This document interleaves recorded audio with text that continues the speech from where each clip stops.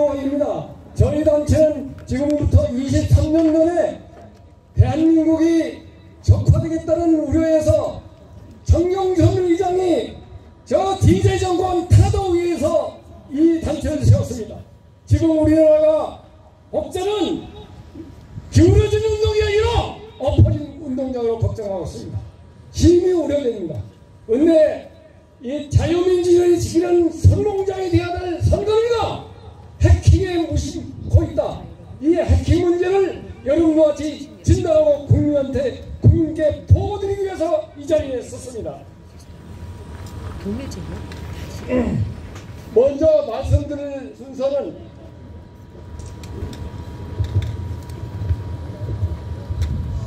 해킹 관련 선관위의 입장이 뭐냐 이거를 말씀을 드리고, 그리고 해킹 위험이 있는지 없는지 진단을 해보겠습니다.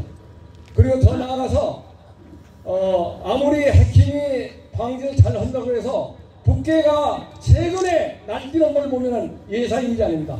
이걸 동일한 선상에서 보겠습니다. 왜냐하면 해킹이라는 것도 하나의 전쟁 수단입니다. 그렇기 때문에 안보 위협의 차원에서 현재 국회가 어떤 안보 위협을 우리한테 가하고 있는가, 그리고 종합적으로 저희 제안을 드릴까 합니다.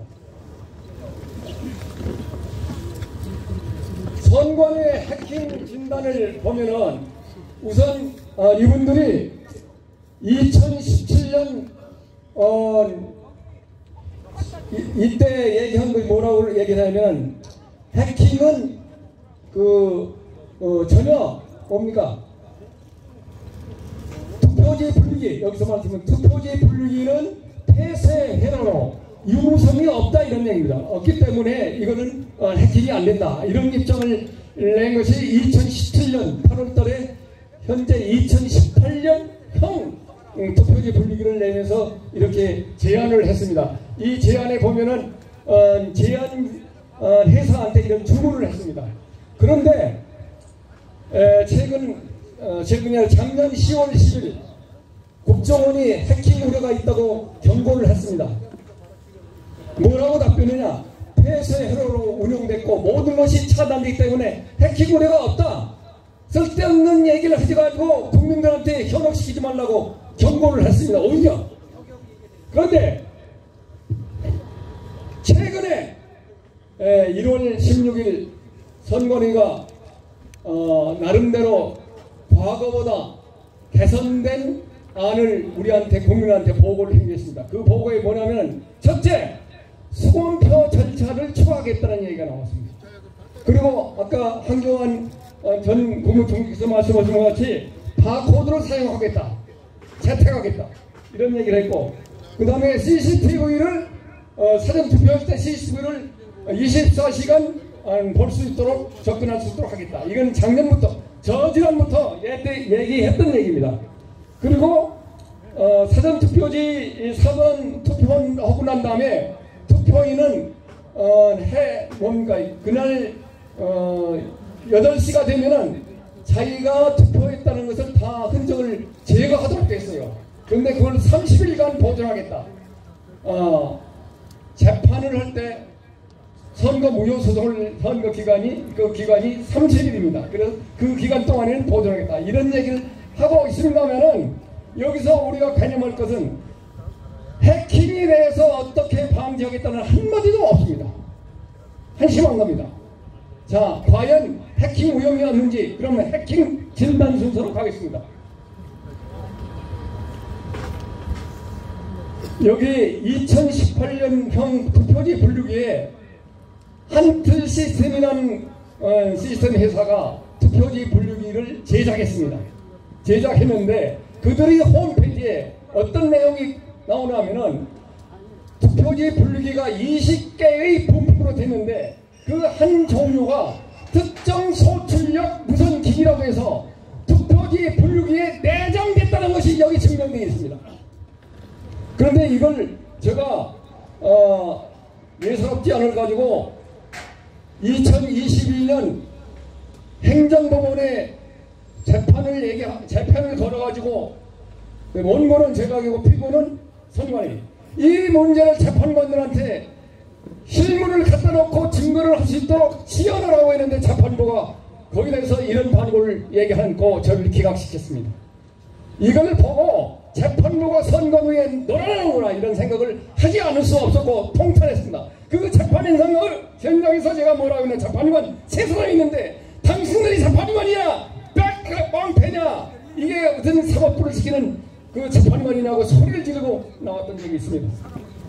자, 그런데 이 투표지 분류기 뚜껑을 열으면 이런 모양이 나오는데 여기에 네모로 된 두 가지 네모 사각형이 있습니다. 이 사각형이 뭐냐? 반도체 칩입니다.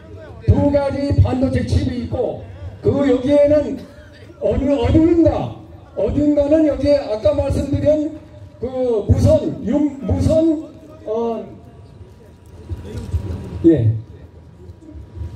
통신기가 여기 내장이 되어 있습니다. 그렇기 때문에 이것이 가장 중요한 증거물인데, 다시 말씀드리면 해킹할 수 있는 통로를 아까 무선 기기가 내장됐다는 말씀을 드렸죠. 여기엔 어디 내장되어 있습니다. 그리고 어느 장소에서 해킹이 되느냐, 이게 바로 반도체가 두 개 있는데 그 중에서 하나가 현장 운용형 반도체입니다. 그 현장 운용형 반도체가 여기 전문가인 윌케슨 박사가 이건 조작용이다 얘기를 했습니다. 그래서 조작의 통로와 조작의 장소가 바로 일어났던 장소가 투표지 분류의 내부를 보니까 튀어나오는데, 이게 2020년 5월 28일 시연을 했습니다. 선관위가. 이 뚜껑만 열었지 실질적으로 시연을 안 했어요. 그리고 거기 참석한 사람들이 기자들만 참석하고 전문가는 참석을 안 시켰습니다. 그러니까 작동을 아는 상태예요. 작동을 했더라면 이게 뭔지 알 것이다 이겁니다. 자, 다시 저는 말씀드리면은 해킹 통로와 해킹 장소는 전자기기고 해킹 통로는 통신기기고 무선 통신기고, 이것이 한데 뭉쳐진 이 현장이다. 그래서 이것을 보면서 여러분들 같이 선관위에 한번 우리가 소리를 질러야 되겠습니다. 조작용 반도체 칩, 제거하라! 조작용 반도체 칩 제거하라! 해킹 통로 통신기기 제거하라! 해킹 통로 전자통신기기 제거하라! 이것을 제거해야만 제대로 투표지가 신뢰가 가는 겁니다. 다시 말씀드리면은 우리 한동훈 비대위원장께서 사전투표 관리관이 도장 찍는 거 그동안 인쇄하지 말고 도장을 찍게 하라. 아무리 도장을 잘 찍더라도 과거를 주동해보면 이분들을 신뢰가는 집단이 아니에요. 양심이 살아있는 집단이 아니야. 그럼 어떻게 할 거냐? 제 주관년 추론을 얘기하겠습니다. 투표지 분류할 때 모든 투표지는 사진을 찍습니다. 그걸 이미지라고 그래요. 이미지를 남겨놓은 겁니다. 이미지를 남겨놓으면 거기에 사전투표관이 도장도 거기 다 있기 때문에 이 사람들이 이거를 대조해가지고 사전투표관 자기 도장을 찍더라도 이걸 모양을 만들어가지고 도장 분명히 만들 수 있다. 저는 그런 생각을 합니다. 그렇기 때문에 못 믿는다. 그거 가지고 못 믿는다. 이런 말씀을 드리겠습니다. 다음 보겠습니다. 그 다음에 또 중요한 것이 아까 사전 해킹을 하려면은 통로가 있어. 통신 통로가 있어야 되고, 해킹하는 전자기기가 있어야 되고, 해킹을 하려면 전자기기한테 명령어를 언어가 있어야 됩니다. 그 명령 언어를 프로그램 소스 코드라고 합니다. 프로그램 소스 코드는 언제 명령을 하냐면 사전투표관이 투표를 할 때 그렇습니까? 투표 용지를 프린트 아웃할 때 이때 명령을 줍니다.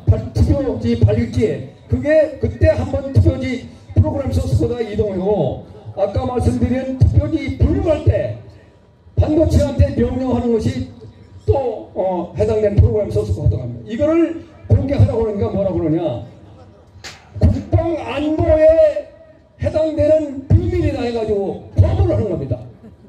그런데 여러분도 아시지만 이거는 소위 이 투표지 분리고 하고 하는 수단에 대한 언어지 국방 안보의 비밀이라고 볼 수 없지 않습니까? 맞죠 여러분? 이건 어거지도 이런 어거질 수 없습니다. 그리고 공직선거법, 공공기관 정보공개법 구조 사방에 뭐라고 되어 있냐면 모든 공공기관은 제멋대로 공개를 거부할 것이 아니라 법규를 만들어라. 그런 선관위 같은 선관위 규칙을 만들어야 돼요.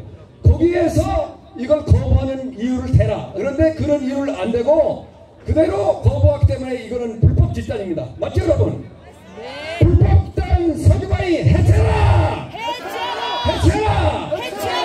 그리고 아까 말씀드린 투표지 분리기를 사전투표관이 이 도장을 찍을 때 뭡니까 지금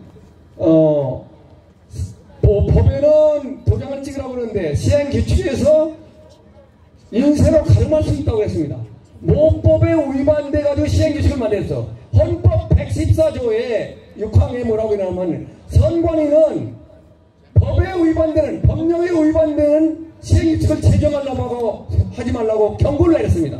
그래도 불구하고 무관해로 시행규칙을 모법 위반 심을 만들었기 때문에 선관위는 헌법에 군유관은 이거는 헌법 농단 기관입니다 여러분.